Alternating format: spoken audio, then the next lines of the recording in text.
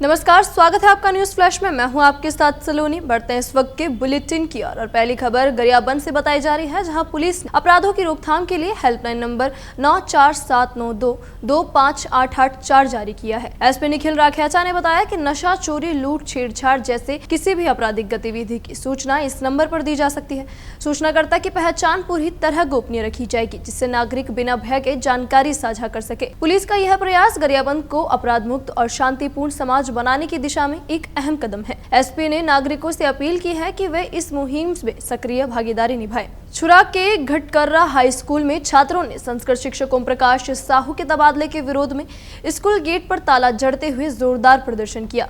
साहू का हाल ही में युक्तियुक्तकरण के तहत मैनपुर ब्लॉक के तेलखुटी स्कूल में ट्रांसफर कर दिया गया है। छात्रों ने बताया कि साहू एक योग्य और समर्पित शिक्षक है, जिनकी पढ़ाई और व्यवहार से वे गहराई से जुड़े हैं। 7 अगस्त को कलेक्टर को ज्ञापन सौंपकर शिक्षक को वापस लाने की मांग की गई थी, लेकिन कार्रवाई नहीं होने पर छात्रों ने स्कूल बंद कर विरोध दर्ज कराया। प्रदर्शनकारियों ने चेतावनी दी है कि यदि मांगे जल्द नहीं मानी गई तो आंदोलन और तेज किया जाएगा। राजस्थान एम्बुलेंस कर्मचारी यूनियन के प्रदेश अध्यक्ष वीरेंद्र सिंह शेखावत ने बताया कि पिछले 2 महीने से 108 एम्बुलेंस वाहन को प्रॉपर डीजल नहीं मिल रहा है। एम्बुलेंस संचालक कंपनी द्वारा 500 से 700 रुपए का डीजल प्रतिदिन डलवाया जा रहा है और शाम 6 बजे से सुबह 10 बजे तक प्रदेश की किसी भी एम्बुलेंस में डीजल नहीं डलवाया जा रहा है, जिससे प्रदेश की बहुत सी एम्बुलेंस पेट्रोल पंप ही अपनी जगह खड़ी रहती है। एम्बुलेंस कर्मचारी इस कारण बहुत परेशान है। शेखावत ने बताया कि राजस्थान में एम्बुलेंस संचालक company GVK, EMRI, green health services के जिला अधिकारी, EME और प्रोग्राम मैनेजर और रीजनल मैनेजर द्वारा एम्बुलेंस कर्मचारियों पर दबाव बनाया जाता है कि यदि एम्बुलेंस में डीजल नहीं है तो अपने पास से पैसे देकर डीजल डालकर एम्बुलेंस चलाओ, अन्यथा आपको नौकरी से निकाल दिया जाएगा। प्रदेश में काफी कर्मचारी अपने पास से डीजल डलवाकर एम्बुलेंस चला रहे हैं, लेकिन उनको पैसे वापस नहीं दिए जाते हैं, जिसके कारण प्रदेश के सभी एम्बुलेंस कर्मचारियों में बहुत रोष है। शेखावत ने बताया कि एम्बुलेंस सेवा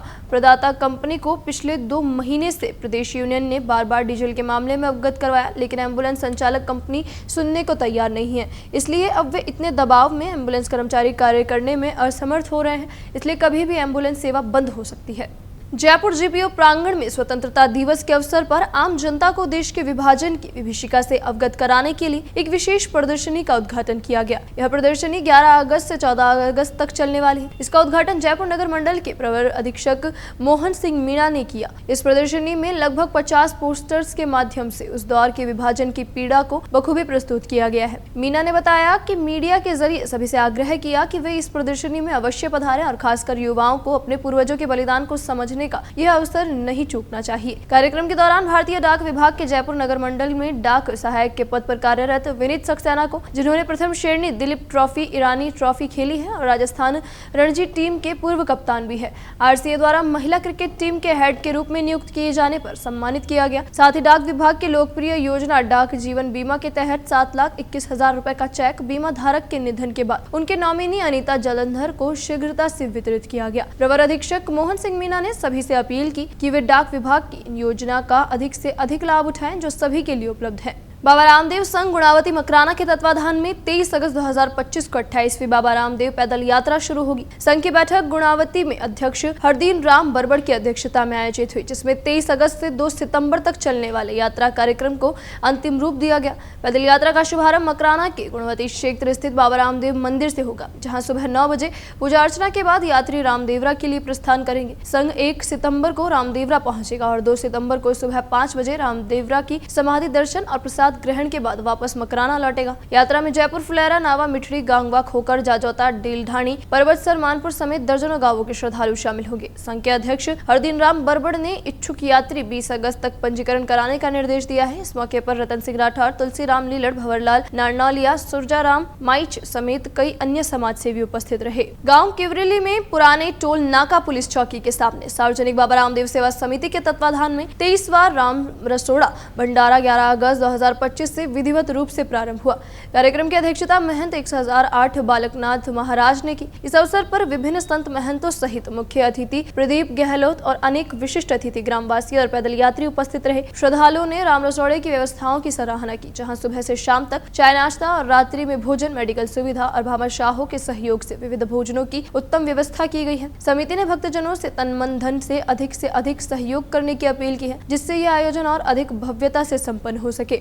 मुख्यमंत्री शिक्षित राजस्थान अभियान के तहत कक्षा 3 से 8 तक के विद्यार्थियों के लिए चल रहे ओरल रीडिंग फ्लुएंसी कार्यक्रम की रीडिंग रेमेडिएशन कार्य योजना और क्रियान्वयन पर शिक्षा संकुल में समीक्षा बैठक आयोजित हुई। बैठक की अध्यक्षता करते हुए शासन सचिव शिक्षा कृष्ण कुणाल ने 1 सितंबर तक कैंपेन के परिणाम जारी करने और 8 सितंबर को प्रदेश के सभी राजकीय विद्यालयों में मेगा पीटीएम की तैयारी सुनिश्चित करने के निर्देश दिए। उन्होंने बताया कि 5 सितंबर को रीडिंग रेमेडिएशन का औपचारिक शुभारंभ किया जाएगा। रीडिंग रेमेडिएशन का उद्देश्य कमजोर पढ़ने वाले विद्यार्थियों को अतिरिक्त अभ्यास और व्यक्तिगत मार्गदर्शन के जरिए उनकी पठन क्षमता में सुधार करना है। कुणाल ने विद्यार्थियों तक पुस्तकें और वर्कबुक शीघ्र पहुंचाने, टीचर ऐप पर लर्निंग वीडियो अपलोड करने और सिटिंग मॉडल के प्रभावी क्रियान्वयन पर जोर देने के लिए निर्देश किए। प्रकृति और संस्कृति के संरक्षण और संवर्धन को समर्पित संगठन कल्पतरु संस्थान ने अपने 30वें वार्षिक उत्सव को वृक्ष मित्र पुरस्कार समारोह के रूप में मनाया। 10 अगस्त रविवार को राज्य कृषि प्रबंध संस्थान दुर्गापुरा जयपुर में आयोजित इस समारोह के दौरान ऑपरेशन सिंदूर 2.0 अभियान भी लॉन्च किया गया, जिसमें सिंदूर के 1 लाख पौधे वितरण करने और लगवाने का कार्य किया गया। ये सभी पौधे संस्थान के स्वयंसेवकों द्वारा कठिन परिश्रम के बाद तैयार किए गए हैं। इस अवसर पर नगरीय विकास मंत्री झाबर सिंह खर्रा ने पर्यावरण संरक्षण सहित विभिन्न सामाजिक सरोकारों से जुड़े क्षेत्रों में उत्कृष्ट सेवाएं देने वाले पर्यावरण कार्यकर्ताओं को वृक्ष मित्र पुरस्कार भी प्रदान किए, जिसमें क्रमशः 3 श्रेणियों में नगद राशि, प्रशस्ति पत्र और स्मृति चिन्ह प्रदान किया गया। प्रथम पुरस्कार सीआरपीएफ के डीआईजी वैभव निम्बालकर को स्मृति चिन्ह, प्रशस्ति पत्र और 5100 सहयोग राशि। द्वितीय पुरस्कार कल्पवृक्ष संरक्षण समिति बड़ू को स्मृति चिन्ह, प्रशस्ति पत्र और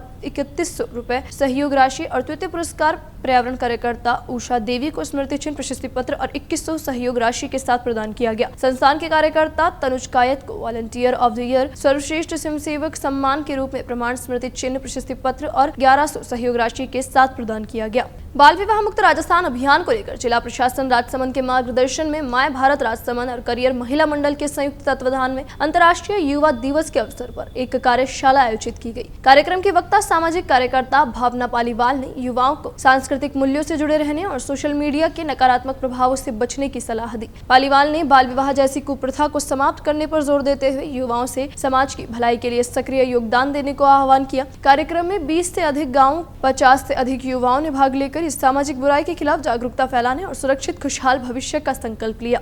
शहर में हर घर तिरंगा अभियान के तहत कलेक्टर चौराहे से तिरंगा यात्रा निकाली गई। जिला कलेक्टर आलोक रंजन और पुलिस अधीक्षक मनीष त्रिपाठी के नेतृत्व में यात्रा रोडवेज बस स्टैंड होते हुए सुभाष चौक और गोल प्याऊ चौराहे तक पहुंची। स्काउट गाइड, एनसीसी और स्कूली बच्चों ने देशभक्ति के नारों के साथ हाथों में तिरंगा लहराते हुए भाग लिया। समापन पर जिला कलेक्टर ने तिरंगा फहराने का संदेश देते हुए लोगों में देश प्रेम और राष्ट्रीय ध्वज के प्रति सम्मान की भावना जगाने की बात कही। फिलहाल के लिए इस बुलेटिन में इतना ही और खबरों के लिए बने रहिए न्यूज फ्लैश के साथ। नमस्कार।